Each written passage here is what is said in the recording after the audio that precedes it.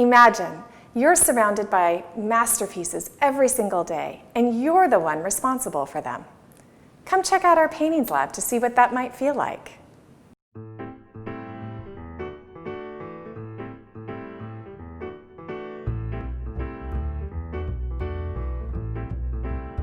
The work of the Paintings Lab revolves around three general topics: examination, treatment, and research.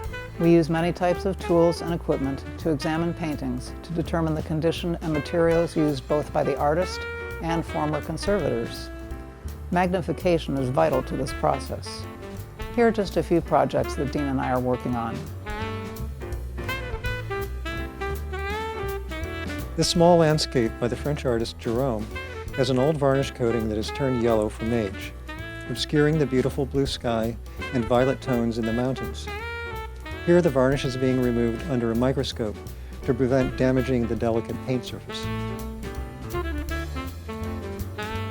Different types of lighting are used to understand paintings.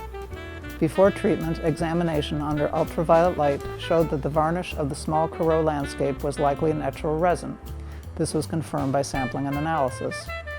It helped me to determine which solvents to use to safely remove it from the original paint layers, and as you can see, the difference is dramatic.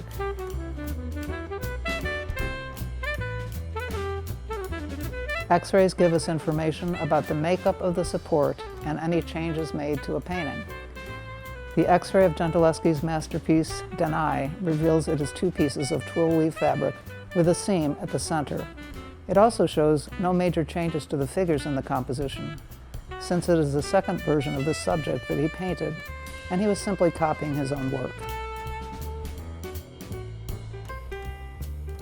This painting by the African-American artist L. Loving is comprised of two irregular hexagonal canvases. The crystalline-like painting evokes a three-dimensional space on a two-dimensional surface through a strategic placement of colors. While the painting was in good structural condition, the unvarnished surface had accumulations of gray grime, dark smudges around the edges from handling, insect droppings, water stains, and minor scuffs, which were visually compromising to Loving's hard-edge abstraction. Microscopic investigation of the surface found fragments of white material mixed into the open blue areas of paint. Analysis confirmed that these white fragments are common ingredients in house paint primers. It appears that Loving, working quickly, began to apply the first layer of blue paint before the primer had dried. A novel cleaning system using silicone solvents and pH-adjusted water safely cleaned the paint surface, bringing a new vibrancy to the painting. After cleaning, only a minor amount of inpainting was needed to address some scuffs and scratches. As you can see from the small amount of projects, there is a great variety of paintings that come through the lab, and each project is a world unto its own.